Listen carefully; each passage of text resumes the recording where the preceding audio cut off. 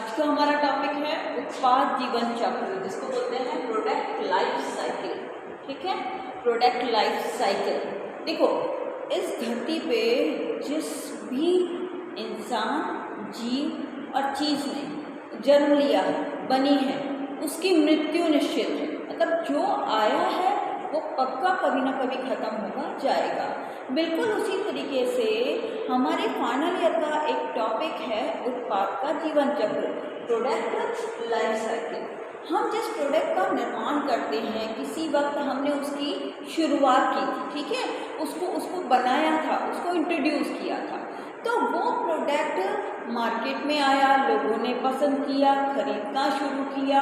खरीदने के बाद वो धीरे धीरे उस लोगों की पसंद बढ़ती गई, बढ़ते बढ़ते उसका उपयोग, यूज़ बढ़ता गया, और यूज़ बढ़ने के साथ साथ वो एक बार बहुत अच्छी स्टेज पे आ गया और उसकी विक्रय हो गई।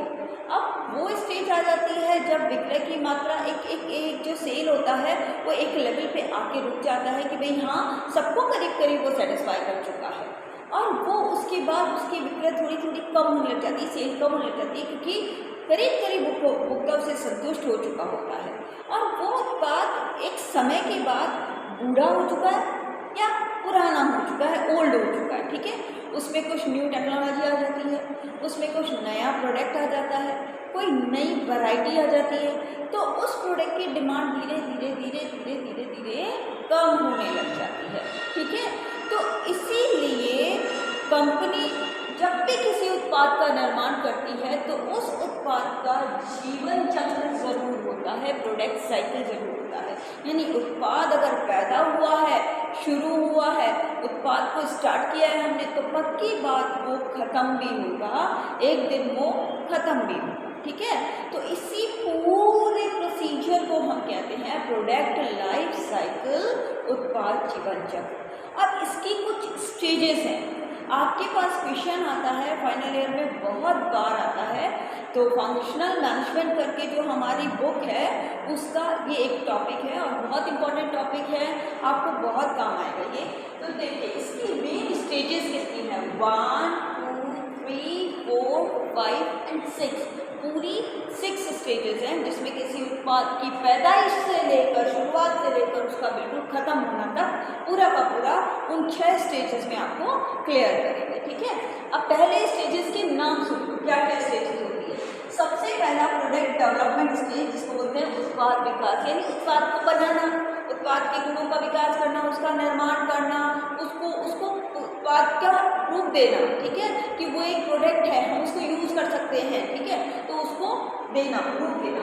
तो वो पहला स्टेज जो होता है प्रोडक्ट डेवलपमेंट स्टेज, उत्पाद का विकास करना, जिसमें हम प्रोडक्ट को डेवलप कर रहे हैं, प्रोडक्ट को तैयार कर रहे हैं, प्रोडक्ट में क्या क्वालिटीज़ होगी, कैसा दिखाई देगा, कैसी डिज़ाइन होगी, कौन कौन सी स्टैंडर्ड होंगे, ये सब चीज़ें हम यहाँ पर करते हैं।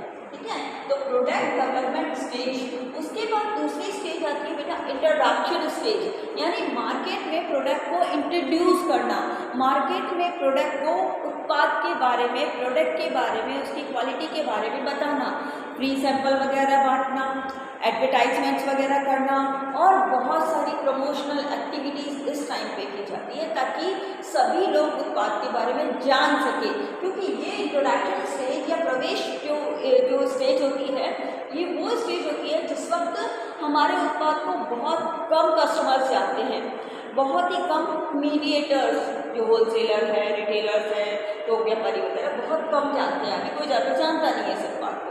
तो ये इंट्रोडक्शन स्टेज होती है जिस टाइम पर हम अपने प्रोडक्ट को मार्केट में प्रस्तुत कर रहे होते हैं, प्रेजेंट कर रहे होते हैं, और धीरे धीरे लोगों को इसकी इन्फॉर्मेशन मिलेगी। तो ये इंट्रोडक्शन स्टेज है। इस स्टेज पे एडवर्टाइजमेंट बहुत बड़े लेवल पे, यानी प्रमोशनल एक्टिविटीज़ बहुत बड़े लेवल पे करनी पड़ेगी, क्योंकि आप अपने प्रोडक्ट को, अपने नए प्रोडक्ट को मार्केट में इंट्रोड्यूस कर रहे हो, अपने प्रोडक्ट को मार्केट में एंट्री दिला रहे हो, प्रवेश कर रहा है। ठीक है, तो ये होती है इंट्रोडक्शन स्टेज, सेकेंड स्टेज। ठीक है, first, second, third, fourth, fifth and sixth. ठीक है, अब देखो, अब हमने इंट्रोड्यूस करा दिया प्रोडक्ट के बारे में, काफ़ी सारे उपभोक्ता और मीडिएटर्स इसको जानकारी। अब अगर आपका प्रोडक्ट कंज्यूमर्स को सेटिस्फाई करता है, उनकी संतुष्टि को, उनको संतुष्टि प्रदान करता है, उनको अच्छा लगता है वो प्रोडक्ट, तो थर्ड स्टेज पे आते हैं ग्रोथ स्टेज, जिसको बोलते हैं विकास अवस्था, ग्रोथ। इस वक्त हमारी ग्रोथ होगी और हमारे प्रोडक्ट को कंज्यूमर बहुत अच्छे से प्रयोग करने लगेंगे, यूज़ करने लगेंगे और हमारी विक्रय बढ़ने लगेगी, उत्पाद की विक्रय बढ़ने लगेगी। तो इस स्टेज को हम ग्रोथ स्टेज कहते हैं। इस स्टेज पे सेल्स, हमारे प्रोडक्ट की सेल में बहुत अच्छी लेवल की ग्रोथ होती है, बढ़ती है, तो उस वजह से इसको ग्रोथ स्टेज कहा जाता है। ग्रोथ स्टेज में करीब सभी कस्टमर्स हमारे प्रोडक्ट के बारे में जान लेते हैं। सारे मीडिएटर जितने भी होते हैं, होलसेलर, रिटेलर, सप्लायर जितने भी हैं, वो हमारे प्रोडक्ट से वेल नोन होते हैं, उनको हमारे प्रोडक्ट के बारे में पता होता है, सभी हमारे प्रोडक्ट को सेल करने के लिए तैयार होते हैं, कंज्यूमर भी उसको यूज़ करने के लिए रेडी होता है। तो ये ग्रोथ स्टेज होती है जिसमें हमारी सेल इंक्रीज होती है और नंबर ऑफ कस्टमर्स भी इंक्रीज होते हैं। ग्रोथ स्टेज आने के बाद देखो कि आप लाइफ साइकिल पढ़ रहे हैं, तो लाइफ साइकिल है तो शुरुआत भी होगी तो डेथ भी होगी, खत्म भी होगा, तो ये ग्रोथ स्टेज है। यहाँ पर हम बढ़ रहे हैं, हमारी विक्रय की मात्रा बढ़ रही है। उसके बाद एक स्टेज आएगी मैच्योरिटी स्टेज, कि अब आपकी विक्रय उतनी तेजी से नहीं बढ़ेगी, थोड़ी बढ़ेगी पर उतनी तेजी से नहीं बढ़ेगी, क्योंकि आप करीब सब टाइप ऑफ कस्टमर्स को सेटिस्फाई कर चुके हो। अब ये स्टेज, वो वाली स्टेज आएगी जिसमें आपकी विक्रय करीब स्टेबल होने लग जाएगी, उसकी मात्रा में कोई खास वृद्धि नहीं होगी, कोई खास ग्रोथ नहीं होगी, पर हाँ जितनी है उतनी सी रहेगी, करीब ज़्यादा कोई फर्क नहीं पड़ेगा। तो उसको बोलते हैं मैच्योरिटी स्टेज, परिपक्वता, यानी हमारा प्रोडक्ट मार्केट में कम्प्लीटली मैच्योर, परिपक्व हो चुका है और जितने लोगों को उसने संतुष्ट किया वो लोग उसको क्रय कर रहे हैं, खरीद रहे हैं, यूज़ कर रहे हैं। उसके बाद आती है सैचुरेशन स्टेज। ये वो वाली स्टेज है जहाँ से हमारी प्रोडक्ट की बिक्री डाउन होने लग जाती है, कम होने लग जाती है, धीरे धीरे कम होने लग जाती है, क्योंकि मार्केट में हमारे कॉम्पिटिटर आ जाते हैं, मार्केट में हमारे प्रोडक्ट को बीट करने के लिए और न्यू टेक्नोलॉजी आ जाती है, न्यू डिज़ाइंस आ जाती है, नया पैटर्न आ जाता है, नई वेराइटी आ जाती है, ऐसा कुछ भी आ जाता है जिससे हमारे प्रोडक्ट की डिमांड कम हो जाती है और हमारा प्रोडक्ट पुराना हो जाता है, तो उसको बोलते हैं बेटा सैचुरेशन स्टेज, संतृप्ति अवस्था। ठीक है, इसमें हमारी बिक्री धीरे धीरे और कम होने लग जाती है।